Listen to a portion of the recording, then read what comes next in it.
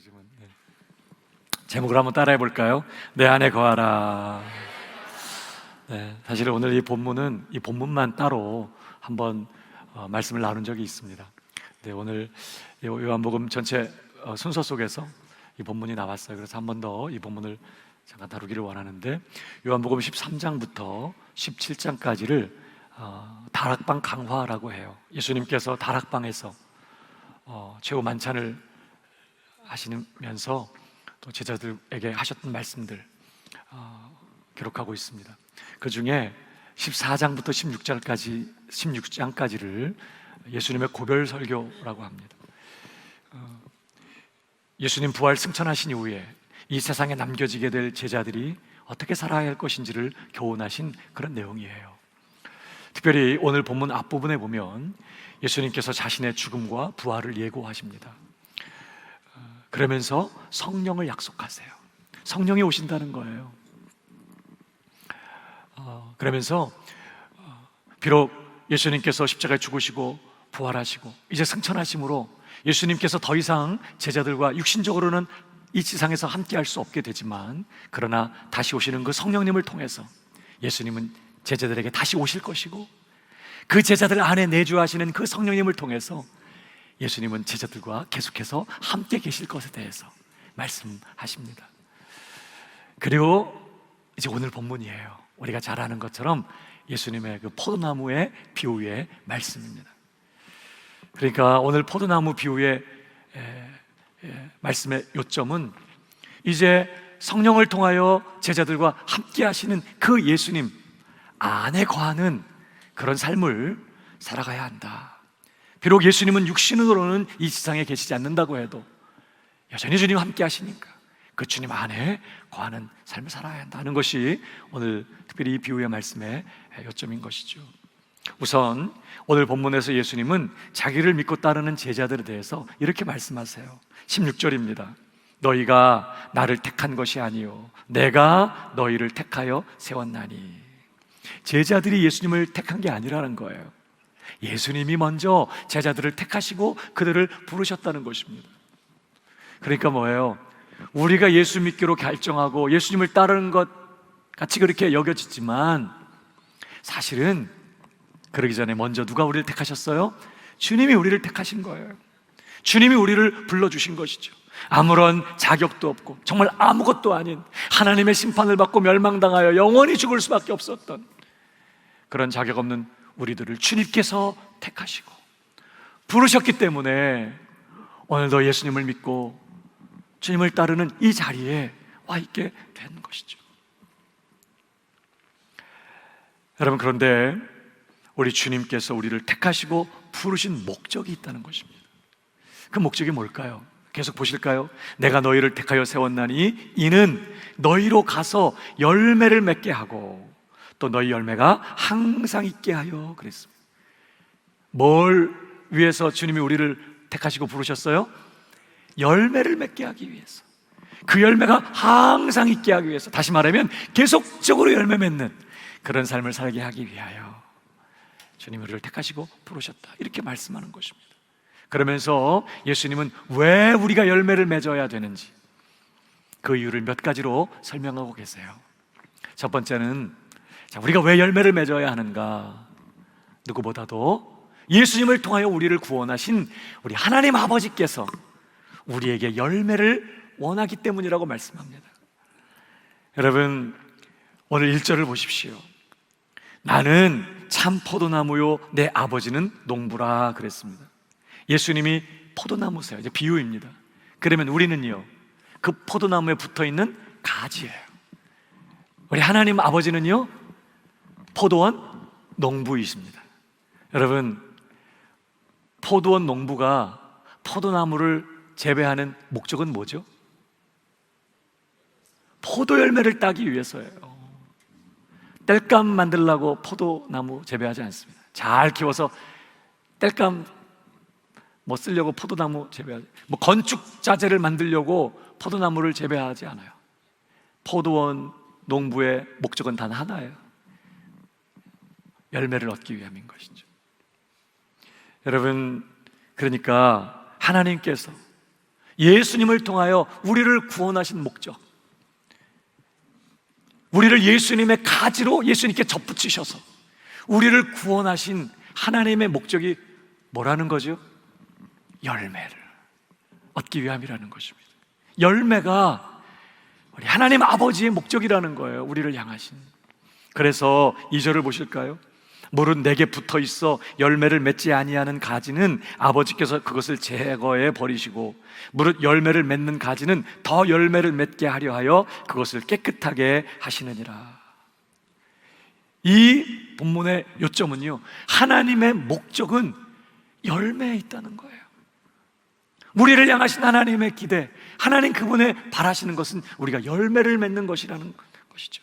그래서 8절도 보시기 바랍니다. 너희가 열매를 많이 맺으면 내 아버지께서 영광을 받으실 것이요. 포도원 농부가 언제 행복할까? 그냥 포도 가지, 그냥 포도가 주렁주렁 맺었을 때 얼마나 행복하고 기쁘겠어요. 우리 포도원 농부 되신 우리 하나님 아버지, 포도나무에 붙어있는 가지들의 열매가 주렁주렁 맺힐 때 우리 하나님 기뻐하시고 영광을 받으신다, 그렇게 말씀하는 것입니다. 우리 하나님 아버지께서 우리가 열매 맺는 그런 사람 되기를 원하신다는 것이죠. 저는 저 여러분이 우리 하나님을 기쁘시게 하고 하나님을 영화롭게 하는 그런 성도가 되기를 주님의 이름으로 축복합니다. 열매 맺는 성도가 되십시오. 다른 게 아니에요. 뭘 많이 하고 열심히 하고 이런 것도 귀한 일이지만 정말 하나님이 기뻐하시고 하나님이 정말 영광을 받으시는 때는 우리가 열매를 맺는 신자가 될 때 하나님 영광을 받으시고 기뻐하신다는 것입니다. 더 나아가 두 번째로 왜 우리가 열매를 맺어야 하는가? 열매가 참 신자의 증거이기 때문이라고 말씀하십니다. 여러분, 오늘 8절을 다시 보십시오. 너희가 열매를 많이 맺으면 내 아버지께서 영광을 받으실 것이요 너희는 내 제자가 되리라 그랬어요. 여러분, 지금 이 말씀은요, 열매를 맺어야 내 제자가 될 것이다 이런 뜻이 아니에요. 지금 사실 예수님 다 제자들이에요. 이 말씀은요, 열매를 맺음으로써 너희가 진정으로 내 제자인 것이 증명되리라 이런 뜻이에요. 열매가 예수님의 참 제자, 구원받은 참 신자의 증거라는 것입니다. 물론 여러분, 오해하지 마십시오. 신자는 열매를 맺기 때문에 구원받는 거 아닙니다. 구원은 자격 없는 죄인들이 은혜로 얻는 거예요. 예수를 믿는 믿음으로, 하나님의 은혜로 값없이 구원을 받는 것입니다. 그러나 그렇게 은혜로 구원을 받게 된 사람은 반드시 열매를 맺게 돼 있다는 뜻이에요. 그러니까 그 사람이 진짜 예수 믿는 사람이냐, 그 사람이 정말 구원받은 하나님의 사람, 하나님의 자녀냐, 진짜 신자냐, 뭘로 확인해요? 열매로 확인하는 거예요. 그래서 마태복음 7장 17절에도 이런 말씀이 있습니다. 이와 같이 좋은 나무마다 아름다운 열매를 맺고 못된 나무가 나쁜 열매를 맺나니 좋은 나무가 나쁜 열매를 맺을 수 없고 못된 나무가 아름다운 열매를 맺을 수 없느니라. 여러분, 좋은 열매를 맺었기 때문에 좋은 나무가 아니에요. 그 나무가 이미 좋은 나무이기 때문에 좋은 열매를 맺는 것입니다. 그 나무가 나쁜 열매를 맺었기 때문에 나쁜 나무가 되는 게 아니에요. 원래 나쁜 나무기 때문에 나쁜 열매를 맺는 거예요. 열매는 그 나무의 정체가 뭐였는지를 보여주는 것일 뿐인 거예요. 그래서 그 다음 절 뭐라고 말씀합니까? 19절에 아름다운 열매를 맺지 아니하는 나무마다, 단순히 아름다운 열매를 맺지 않았기 때문이 아니라 아름다운 열매를 맺지 않았다는 건 그 나무가 이미 쓸모없는 가치없는 나쁜 나무라는 뜻이었기 때문에 뭐예요? 찍혀 불에 던져지느니라. 자, 그러면서 결론적으로 뭐라고 말씀하세요? 20절 다 같이 시작. 이러므로 그들의 열매로 그들을 알리라. 그러니까 여러분, 지금 내가 어떤 열매를 맺고 있냐, 이건 너무너무 중요한 거예요. 내가 진짜냐 가짜냐, 내가 참 제자냐 형식적인 종교인이냐, 내가 정말 구원받은 하나님의 자녀냐 안 자녀냐, 열매로 확인이 된다는 거예요. 열매가 그것을 증명한다는 것입니다. 열매가 너무너무 중요한 거예요. 저는 여러분, 우리 모두가 예수님이 원하시는 진짜 열매를 맺는 참 신자 되기를 주님의 이름으로 축복합니다. 열매가 참 제자의 증거이기 때문에 열매 맺어야 한다고 말씀합니다. 뿐만 아니라 세 번째로 왜 열매를 맺어야 할까요? 열매를 통해서 예수님의 은혜가 우리에게 임하기 때문이라고 말씀해요. 여러분, 오늘 예수님께서 제자들에게 너희들 열매를 풍성하게 맺어야 된다, 이런 말씀을 하시는 대목에서 11절 이런 말씀하십니다. 내가 이것을 너희에게 이름은 내 기쁨이 너희 안에 있어 너희 기쁨을 충만하게 하려 함이라. 지금 주님은요, 제자들이 맺어야 될 그 열매와 주님께서 주시는 그 기쁨을 연결시키고 계세요. 여러분, 우리 삶의 기쁨이 얼마나 중요합니까? 아무리 힘들고 어렵고 고난이 있고 두려운 일이 생겨도요, 내 마음에 기쁨이 있으면 문제되지 않습니다. 너끈히 이겨낼 수 있고요, 감당할 수 있어요. 바울, 감옥에 갇혔습니다. 그 열악한 감옥 속에서 너무너무 힘든 그런 상황 가운데 있어요. 정말 기뻐하고 감사할 것이 아무것도 없는 그런 형편 가운데 있어요. 그런데 바울 안에 기쁨이 충만해요. 너무너무 기뻐요. 그러니까 어때요? 감옥 바깥에 있는 사람들을 바울이 위로해. 내가 다시 말하노니 기뻐하라, 항상 기뻐하라, 기뻐하라고 격려하면서 감옥 바깥에 있는 분들을 위로하고 격려하면서 나와 함께하고 계시는 그 예수님을 증거하고 있어요. 기뻐할 것이 아무것도 없는 그 감옥 속에서 천국을 살고 있어요. 여러분, 기쁨이 얼마나 중요한지 몰라요. 잠언서에 이런 말씀이 있습니다. 15장 13절에 보니까 마음의 즐거움은 얼굴을 빛나게 하여도 마음의 근심은 심령을 상하게 하느니라. 17장 22절 마음의 즐거움은 양약이라도 심령의 근심은 뼈를 마르게 하느니라. 그러니까 이 근심이라는 거, 영육간에 안 좋은 거 해로워요. 기쁨 있으면 건강하고, 기쁨 있으면 넉넉히 이겨내고, 기쁨 있으면 오래 살아요. 기쁨이 너무너무 중요해요. 저는 저와 여러분 안에 기쁨이 넘치기를 축복합니다. 근데 말이에요, 불행한 소식은 이렇게 중요한 이 기쁨이요, 이 기쁨을 우리 스스로가 만들어낼 수가 없다는 거예요. 기쁨이 필요해. 기쁨이 있어야 돼요. 기쁨이 있어야 넉넉히 이기고, 기쁨이 있어야 두려움도 이기고, 기쁨이 있어야 사명도 감당하고, 기쁨이 있어야 이 정말 감옥 같은 그런 상황 속에서도 천국을 살 수 있어요. 여러분, 기쁨 없으면요, 다 가진 그런 곳에서도 지옥을 살게 돼요. 기쁨이 있어야 돼. 기쁨이 너무 중요해. 그래서 내가 지금 기쁨이 없네, 기쁨이 필요한데, 그래서 기뻐야지, 그래서 기뻐져요? 기쁨이라는 건 그렇게 안 돼요. 그 무슨 말이냐면, 기쁨은 우리가 스스로 만들어낼 수 있는 게 아니에요. 기쁨은 어디에만 있는 거냐면 하나님께만 있어요. 우리 주님께만 있어요. 하나님이, 우리 주님이 기쁨의 근원이세요. 그러니까 우리 안에 기쁨이 있으려면요, 하나님께로부터 기쁨이 우리에게 부어져야 돼. 그래야지 우리 안에 기쁨이 있어요. 오늘 본문 다시 보세요. 내 기쁨이 너희 안에 있어 너희 기쁨을 충만하게 하려 함이라. 제자들이 어떻게 기쁨이 충만해질 수 있어요?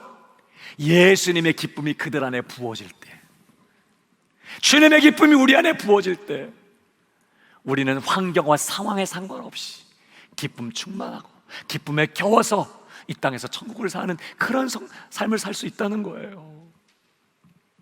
근데 말입니다, 주님의 그 기쁨이 우리에게로 오는 통로가 있다는 거예요. 마치 발전소에 전기가 충만해도 전선이 없으면 이 건물 안에 들어와서 전구를 밝힐 수가 없는 것처럼, 예수님 안에 있는 그 충만한 기쁨이 우리에게로 흘러오게 되는 그 통로가 있다는 거예요. 그게 뭐냐면 바로 열매라는 것입니다.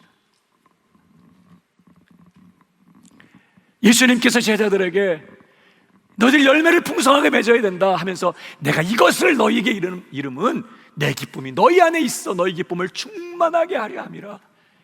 열매 맺어서 누가 득보냐? 우리가 득본다는 거예요. 그 기쁨이요, 세상 그 어디에서도 찾을 수 없고, 세상 그 어떤 역병한 상황 환경 속에서도 넉넉히 이기게 만드는 그 충만한 주님의 기쁨이 우리가 맺게 되는 그 열매를 통해서 우리에게 와요. 그뿐만이 아닙니다.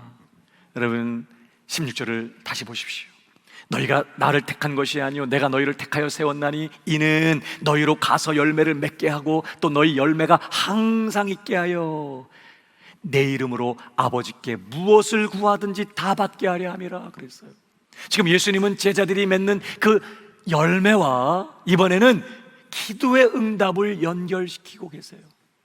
여기 있는 말씀처럼 우리가 예수님의 이름으로 기도하면, 비록 자격이 없지만 예수님의 이름으로 기도하면 아버지께서 다 들으시는 줄 믿으시기 바랍니다. 근데 조건이 하나 있다는 거예요. 우리가 예수님의 이름으로 무엇을 구하든지 다 받을 수 있으려면 하나의 조건이 있어요. 오늘 본문 다시 보세요. 너희로 가서 열매를 맺게 하고 또 너희 열매가 항상 있게 하여 내 이름으로 아버지께 무엇을 구하든지 다 받게 하려 함이라. 우리가 열매를 맺을 때, 그 열매가 항상 있을 때, 다시 말하면 우리가 지속적으로 열매 맺는 그런 제자 될 때에 예수 이름으로 무엇을 구하든지 다 받게 된다는 거예요. 열매가 비결이에요.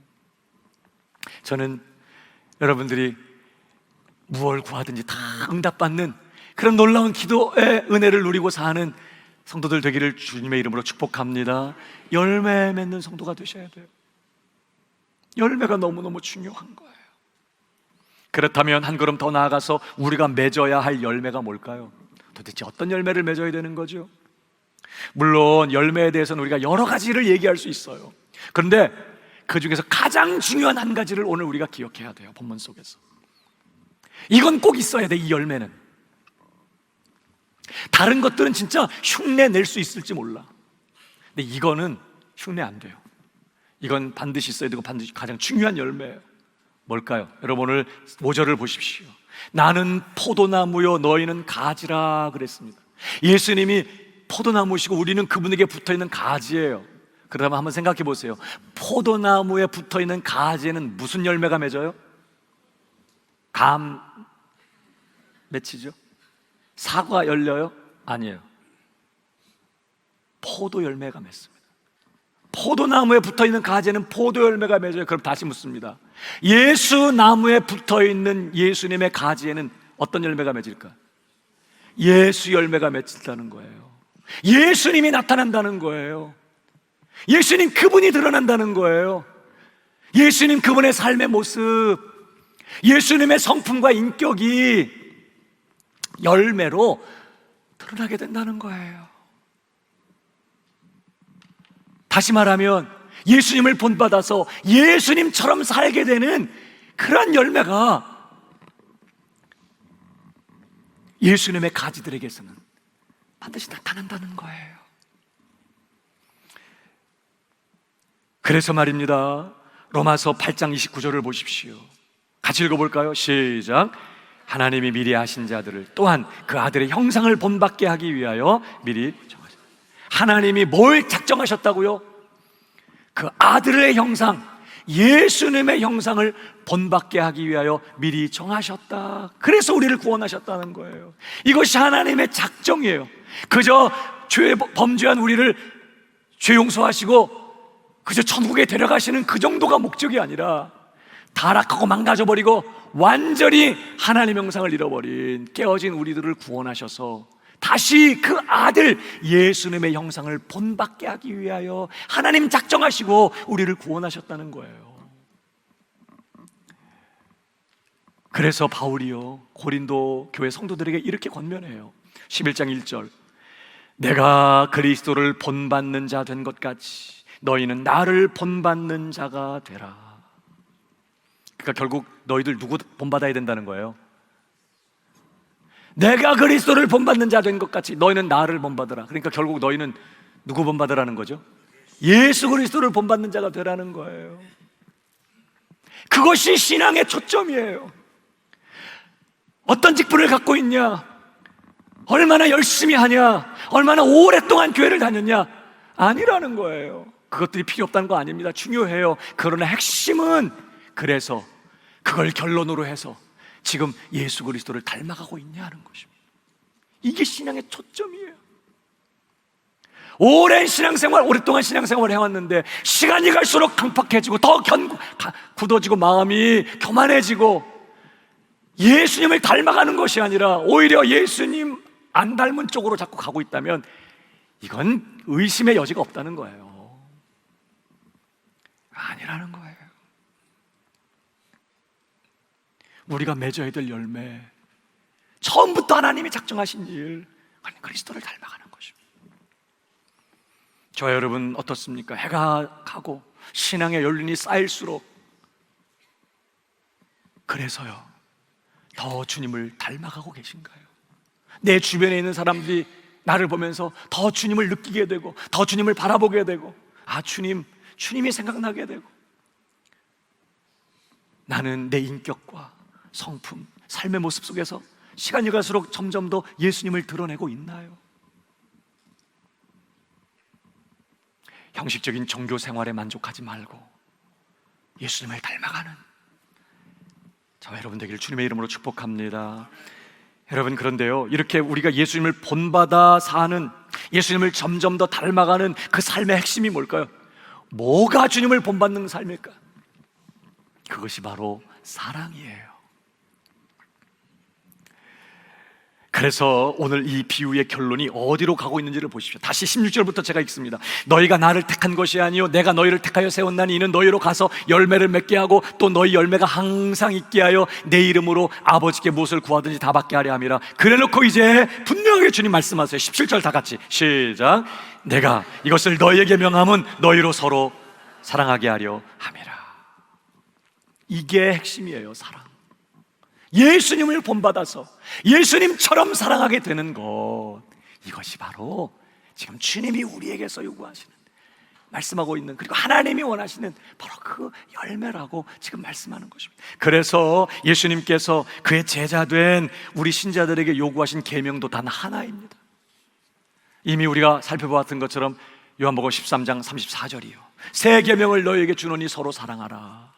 그리고 그게 끝이 아니에요. 내가 너희를 사랑한 것 같이 너희도 서로 사랑하는데 그냥 내 방식대로 하는 게 아니에요. 사람들이 하는 방식대로 사랑하는 게 아니에요. 누구를 본받아서 사랑하는 거예요?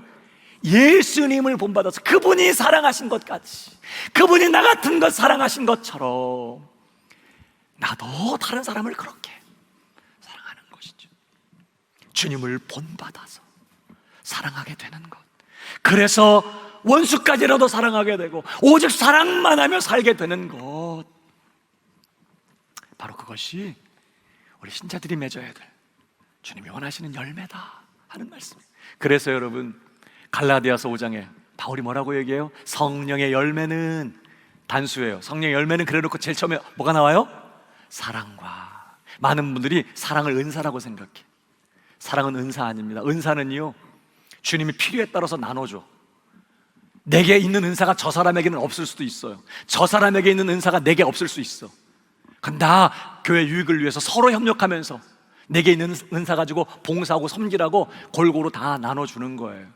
사랑은 은사가 아닌데 어떤 분들은 사랑은 은사라고 생각해. 난 사랑의 은사를 받지 못했어요. 그래서 내가 이렇게 독해요. 아닙니다 여러분. 사랑은 은사 아니에요. 사랑은 열매. 성령의 열매는 사랑과. 희락과 화평 오래 참은, 이건 다 사랑이라는 성품의 다른 속성들, 다른 모습들, 다른 요소들일 뿐이에요.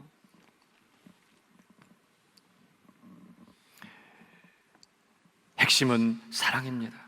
그래서 바울이 말입니다, 에베소 5장에도 이렇게 권면해요. 그러므로 사랑을 받는 자녀같이 너희는 하나님을 본받는 자가 되고 그리스도께서 너희를 사랑한 것 같이 너희도 서로 사랑 가운데서 행하라.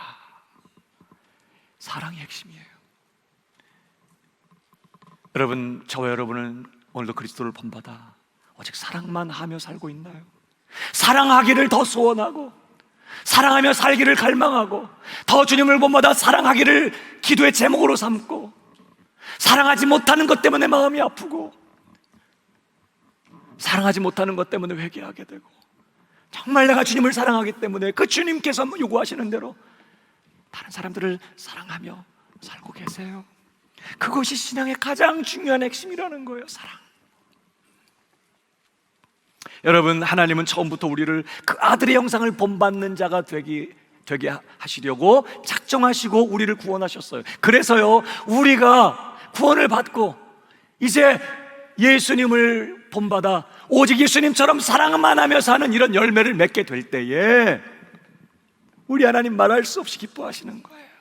우리 하나님 말할 수 없이 영광을 받으시는 거예요. 왜? 내가 그런 사람 되게 하려고 하나밖에 없는 아들도 아낌없이 내어놓으셨거든요. 그 아들 형상 본받게 하기 위해서 작정하시고, 그 작정하신 이루려고 아들까지 십자가에 못 박아 내놓으셨는데, 예수 믿은 우리가 시간이 갈수록 변화돼.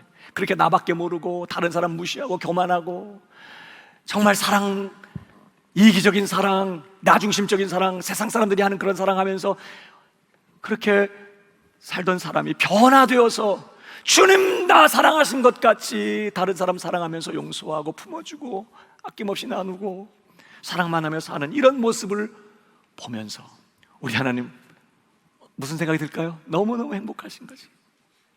본전 생각 안 나는 거예요. 너무너무 기쁘고 영광을 받으시는 거예요. 뿐만 아니라 우리가 예수님을 본받아서 예수님처럼 오직 사랑만 하며 살게 될 때에 비로소 우리는 진짜 예수님의 제자라고 하는 증거를 갖게 되는 거예요. 사랑이 그 열매 핵심이에요. 그래서 여러분 다시 보세요. 8절에 너희가 열매를 많이 맺으면 내 아버지께서 영광을 받으실 것이요 너희는 내 제자가 되리라 그랬는데, 이 말씀을 이미 요한복음 13장 35절에 이렇게 말씀하셔서 한번 읽어보십시오. 다 같이 시작. 너희가 서로 사랑하면 이로써 모든 사람이 너희가 내 제자인 줄. 자, 열매를 맺으면 너희가 내 제자인 줄 알리라. 이 말씀 어떻게 하고 있어요? 너희가 서로 사랑하면 내 제자인 줄 알리라. 그러니까 이 열매의 핵심이 뭐냐? 주님을 본받아 오직 사랑만 하며 살게 되는 이 일이라는 거예요. 우리가 서로 사랑할 때, 주님처럼 사랑할 때, 주님을 닮아 본받아 사랑할 때 비로소 우리는 예수님의 제자라는 참 증거를 갖게 되고, 이 말은 다시 말하면 우리를 통해서 주님이 증거될 것이라는 뜻이에요. 주님 살아계신 게 맞네. 그뿐만이 아니라 우리가 예수님을 본받아 예수님처럼 사랑하게 되는 이런 열매를 맺게 될 때에 비로소 우리는 주님의 충만한 기쁨을 내 것으로 소유하게 된다는 말이에요. 여러분 한번 해봐요. 누군가를 아낌없이 베풀고 사랑하고, 더 주지 못해서 안타깝고 봉사하고 섬기고, 여러분 사랑하면 외롭지 않아요. 사랑하면 고독하지 않습니다. 사랑하면 상처되지 않아요. 누가 나 좀 안 사랑해주나, 나 좀 안 알아주나, 자꾸 사랑만 받으려고 하니까 열등감에 빠지고 무시당하는 것 같고 외롭고 고독하고, 그래서 나를 무시하고 있구나 낙심하게 되고 상처받는 거예요. 사랑하면 행복해져요. 사랑하면서 불행해지는 사람 본 일 없어요. 사랑하게 되면 주님 약속하신 것처럼 주님의 그 기쁨이 우리 안에 충만하게 되는 일들이 일어나요. 그래서 성령 열매는 사랑과, 그 다음 나오는 게 뭐예요? 희락과예요. 사랑하면 반드시 그 사랑 뒤에는 희락이 따라오게 돼 있거든요. 여러분 우리가 예수님을 본받아서 사랑만 하며 사는 이런 열매를 맺게 되면요, 우리가 예수 이름으로 무엇을 구하든지 다 받게 돼요. 하나님이 주시고 싶어도 못 주는 사람들이 있어요. 욕심으로 구하고, 이기적인 마음으로, 탐심으로 구하고, 나 자신만을 위해서 구하고, 그래서 주면 그건 내가 먹고, 그래서 그냥 우리 집 화장실로만 들어가고. 여러분 그러면 하나님이 주시고 싶어도 못 줘. 뭘 달라고 구해도 그 줘봤자 어디로 가요? 화장실로 갈 거거든요. 그 줘봤자 그 욕심으로 구하는 것이고, 그 주면 안 되는 거예요. 그거 주면 망가져. 그러니까 하나님이 주시고 싶어도 못 줘. 그러나 사랑으로 사는 사람, 아낌없이 베풀고 나누어주고 불쌍히 여기고 긍휼히 여기고 내게 있는 건 나누어서 나를 죽여 땀을 살리는, 여러분 예수님을 본받아 사랑하는 사람은요, 능력을 주면 그 능력이 주변의 사람들에게 흘러가서 그 사람들을 살려. 재물을 주면 그 재물이 주변의 사람들에게 흘러가서 필요한 사람들을 살려. 은사를 주면 그 은사 가지고 주변의 사람들을 다 살려. 그러니까 예수님을 본받아 사랑하는 사람, 무엇을 구하든지 하나님이 부담 갖지 않고 주실 수 있는 거예요. 믿으시면 아멘 하시기 바랍니다. 오늘 주님이 그 얘기를 하시는 거예요. 열매가 기쁨이 충만하게 되는 비결이고, 열매가 기도응답의 비결이다. 그러니까 요즘 내 마음에 기쁨이 없다 그러면 주변 사람 탓할 일 아니에요. 그 사람 때문에 내가 지금 이렇게 속상해. 그 일 때문에 내가 이렇게 힘들고 기쁨이 없는 거야. 여러분, 기쁨은 그런 게 아닙니다. 환경에 상관이 없는 거, 진짜 기쁨은. 내 안에 기쁨이 없다 그러면 뭘 점검해 봐야 돼요? 열매. 사랑이 식었나? 내 안에 누군가 용서하지 않고 섭섭한 마음 풀지 않고 누군가에 대해서 안 좋은 생각 가지고 원망하는 마음, 불평하는 마음, 사랑이 식어져 있지 않나? 이거 확인해 봐야 된다는, 그것이 지금 주님께로부터 오는 기쁨을 가로막고 있는 거예요. 그러니까 그걸 해결하지 않고 내가 왜 이렇게 기쁨이 없는지, 왜 이렇게 짜증만 나는지 사람들은 알지 못한 채 살게 되는 것이죠. 열매를 점검해 봐야 돼. 기도를 열심히 하고 있는데 응답이 없다. 물론 여러 가지를 점검해 봐야 돼. 왜냐하면 기도 응답이 늦어지거나 지연되는 거나 늦어지는 거나, 하여튼 지연되는 이유가요, 지금 이 타임이 아니기 때문에 하나님이 기다리는 것일 수도 있어요. 구하고 있지만 아직은 아니다, 기다려라.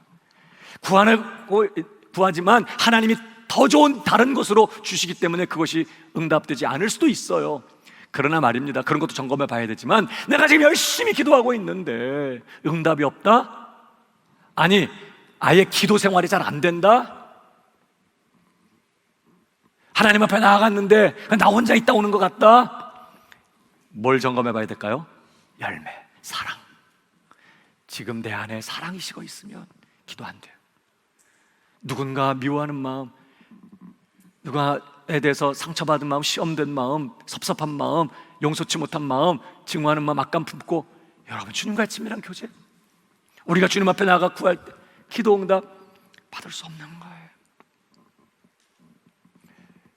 열매가 그렇게 중요하다는 거예요. 주님을 닮아 주님처럼 오직 사랑만 하며 사는, 그래서 주님이 우리에게 주시는 이 은혜와 복 다 받아 누릴 뿐만 아니라 예수님의 제자인 것을 증명하면서 예수님을 증언하며 우리 하나님께 영광 돌리는 승리의 삶을 사는 우리 성도들 되기를 주님의 이름으로 축복합니다. 말씀을 마치면서요, 그러면 어떻게 우리가 열매 맺는 사람 될 수 있을까? 열매 맺는 삶을 살기 위해서 우리에게 필요한 것이 뭘까 하는 것입니다. 답은 4절에 있습니다. 같이 읽어보십시다. 시작. 내 안에 거하라, 나도 너희 안에 거하리라. 제가 읽겠습니다. 가지가 포도나무에 붙어있지 아니하면 스스로 열매를 맺을 수 없음 같이 너희도 내 안에 있지 아니하면 그러하리라. 그러므로 내 안에 거하라 하는 것입니다. 주님 안에 거하는 거예요. 주님 안에 거하면 열매는 저절로 맺혀진다, 이런 말씀입니다. 여러분, 주님 안에 거하는 삶은 어떤 삶이죠? 마치 오늘 본문에 있는 것처럼 포도나무에 가지가 붙어있는 것처럼 이 주님, 예수님 안에 거하는 삶은요, 한마디로 말하면 예수님께 붙어서 사는 삶이에요. 그냥 찰싹 달라붙어갔어. 달라붙는 정도가 아니라 완전히 하나로 연합된. 그래서 나무 가지가 그 줄기로부터 모든 것을 공급받으면서 사는 것처럼 예수님께 붙어서 예수님을 내 삶의 주님으로 모시고 예수님을 내 삶의 전부로 삼고 내 전부를 예수님 앞에 내어드리고 예수님을 붙들고 예수님 의지하고 예수님과 정말 교통하면서 예수님과 동행하고 예수님과 동거하면서 예수 붙잡고 사는 인생, 예수님 전적으로 의지하고 사는 삶, 이게 예수님 안에 거하는 삶인 거예요. 너희가 나 떠나서 아무것도 할 수 없어. 그렇습니다, 주님. 주님 떠나서는 아무것도 아니고 아무것도 할 수 없습니다. 난 오늘 주님을 원합니다. 주님께 찰싹 달라붙어서 주님 의지하고 사는 삶. 여러분, 그러면 열매는 저절로 맺혀진다는 거예요. 열매는 저절로 맺혀진 정도가 아닙니다. 그 다음 절을 보십시오. 나는 포도나무요 너희는 가지라. 그가 내 안에 내가 그 안에 거하면 사람이 열매를 어떻게 해요? 이번에는 많이 맺나니. 예수님은 얼마나 품종이 좋은 포도나무 같은 분이신지 그분에게 붙어만 있으면 말이에요, 열매가 그냥 주렁주렁 풍성하게 많이 맺게 된다는 거예요. 열매를 많이 맺나니 나를 떠나서는 너희가 아무것도 할 수 없습니다. 그러니까 여러분, 열매 맺으려고 노력하지 마요. 물론 또 오해하지 마십시오. 표현이 그런 거니. 열매 맺으려고 노력하지 말고 뭐 하려고 노력해야 돼요? 주님 안에 거하는 일에 집중해야 돼. 나뭇가지가 열매 만들려고 애쓰지 않습니다. 포도 열매를 만들어내야 되는데 나뭇가지가 그거 염려하지 않아요. 나뭇가지는 오직 한 가지 밖에 없어. 폭풍이 몰아치고 비바람이 불고 뭐 가물고 생 난리를 치고 주변의 환경 상황이 어떻든지 나는 절대로 떨어지지 않겠습니다. 그리고는 줄기에 찰싹 달라붙어 있는 거예요. 붙어 있으면 때가 되면 저절로 열매가 나타나. 열매가 맺혀지는 거예요. 여러분, 열매 맺으려고 노력하지 말고 주 예수님께 집중하고 주님께 몰두하고 주님 안에 거하는 저와 여러분의 삶이 되기를 주님의 이름으로 축복합니다. 주님, 나는 아무것도 아닙니다. 주님 떠나서는 아무것도 할 수 없습니다. 난 주님만 바라봅니다. 주님만 의지합니다. 그렇게 주님 붙들고 사는 것이죠. 여러분, 형식적인 종교 생활에 만족하지 마십시오. 교회에 와서 예배 참석하고 봉사하고 성도들과 교제하는 일, 우리 신앙생활에 굉장히 중요한 일들이에요. 너무너무 귀한 일들이에요. 그러나 이 한 가지가 빠져버리면 다 꽝이에요. 그게 뭐예요? 예수님을 내 삶의 중심에 모시는 거예요. 주님께 붙어 사는 것입니다. 예수님을 내 삶의 전부로 삼고 사는 거예요. 나는 주님 없이 아무것도 아닙니다. 주님만 바라봅니다. 주님만 의지합니다. 주님께 달라붙어서 주님께 모든 거 맡기고 나와 함께 하시는 그 주님 바라보고 의식하면서 먹든지 마시든 뭘 하든지 늘 주님과 동행하고 늘 주님과 동거하고 24시간 주님과 교제하면서 주님과 함께 사는 거예요. 여러분, 엄마들이 아기를 임신하면 내 안에 잉태된 아기를 잊어버리지 않아요. 임신한 사실 잊어버리고 막 뛰어다니고, 임신한 사실 잊어버리고 막 하고 막 아무거나 막 먹고 막 먹다 보니까 막 내가 임신했었네. 이런 엄마들 있어요? 몰라요. 전 경험이 없어서. 여러분, 임신하게 되면 그때부터 임신했다고 이제 몇 주 되셨습니다. 뭐 이제 딱 확인이 된 다음부터는 항상 내 안에 생명이 있다는 사실에 대해서 의식하게 돼 있어요. 먹어도 그거 생각하고 먹어요. 조심하는 거예요. 듣는 것도 조심하고 몸 조심해서 행동해요. 누울 때도 조심해서 눕고 행동할 때 조심해서 하고 항상 생각하게 돼 있어요. 신경을 쓰게 돼 있어요. 예수님이 내 안에 거하시는 사람, 예수님을 내 안에 모시고 사는 사람도 마찬가지라는 거예요. 그 주님을 의식하게 되고 그 주님 바라보게 되고 그 주님을 신경 쓰게 되고, 물론 좀 부담스러울 때도 있지만 그 주님 의지하고 그 주님 바라보고 그 주님께 마음을 드리고 그 주님 의지하면서 주님 붙잡고 사는 것이죠. 주님께 붙어서 사는 것, 그게 주님 안에 거하는 삶의 모습이에요. 요즘 코로나 바이러스 때문에 많은 분들이요, 걱정과 두려움이 많습니다. 사실 이런 상황에서 걱정하고 두려워하는 거 자연스러운 반응이에요. 그런데 말입니다, 우리가 자꾸만 이 신종 코로나 바이러스에 집중하면 우리 안에 두려움이 더 커져요. 계속 바이러스를 생각해, 계속 바이러스를 묵상해, 계속 바이러스를 바라보고 어디까지 왔나, 혹시 저 사람 바이러스 막 이러면서 계속 바이러스를 생각하고, 스마트폰 열면 코로나 바이러스 지금 상황이 어떤지, 어디까지 왔는지, 확진자가 지금 어디에 있는지 계속 바이러스 생각하고 바이러스 묵상, 자꾸 바이러스에 집중하다 보면요 계속 우리 안에 두려움은 더 커지게 돼서 이제 아무것도 못하게 돼. 어디서 확진자 하나 생겼다면 덜컹 겁이 나고 두렵고 더 마음은 강팍해지고 더 마음은 어두워지고요, 절대 믿음으로 살 수가 없게 돼버려요. 처방은 뭐예요? 주님 안에 거하는 거예요. 예수님께 집중하는 것입니다. 그 예수님께 몰두하는 거예요. 내 안에 와 계신 이가 어떤 분이신지에 대해서 계속 생각하는 거예요. 하늘과 땅의 모든 권세를 가지신 예수 그리스도, 하늘보다 높이 들리신 예수 그리스도, 영원전부터 영원까지 하나님이시며 영광 받으신 하나님이시며 나 같은 걸 사랑하셔서 날 구원하시기 위하여 십자가에 자신의 전부를 내어놓으신, 그렇게 나를 편드시고 나를 사랑하시고 나를 생각하시고 나를 위하시고 나를 사랑하시는 나의 주님, 죄와 사망과 사단의 권세 완전히 밟아 이기시고 지금도 그 높은 보좌에 앉으셔서 이 모든 것 다스리시고 통치하시는 그 위대하시고 그 높으신 우리 주 예수님이 지금 내 안에 와 계시는 거예요. 그 주님 때문에 감격하고 그 주님 때문에 놀라워하고, 와우, 이렇게 크신 분이 나 같은 걸 사랑하고 계신다니, 그 주님의 사랑 때문에 감사하고 감격하고 놀라워하고 그 주님을 기뻐하고 즐거워하고 그 주님께 내 마음을 드리고 그 주님을 바라보는 사람, 넉넉히 세상 이기며 살 수 있는 자가 되는 거예요. 지금 코로나 바이러스가 어디까지 왔나? 지금 코로나 바이러스가 어디까지 온 거지? 애를 학교 보내야 되나 말아야 되나? 그러고 있는 사이에 이미 내 안에 와 계신 그 주님에 대해서 우리가 놓칠 수 있다 이 말이에요. 그 크신 주님이 이미 내 안에 와 계시고 죽기까지 나를 사랑하신 주님이 세상 끝날까지 내가 너희와 항상 함께 있을 것이다. 세상에 나가는 제자들에게 단 검 한 자로 쥐어준 것 없이 빈손으로 내보내시면서 주님은 확신 가지고 약속하셔서 걱정하지 마, 두려워하지 마, 내가 세상 끝날까지 너희와 항상 함께 있을 거야.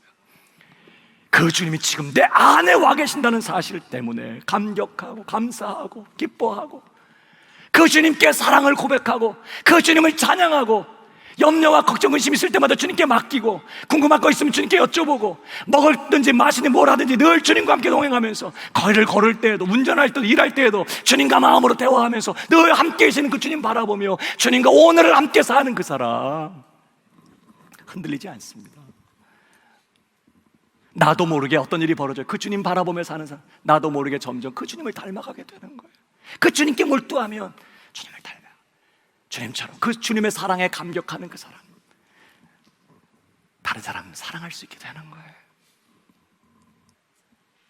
그렇게 우리가 주님을 닮아 사랑만 하며 살아갈 때 우리 하나님은 영광을 받으시게 될 것입니다.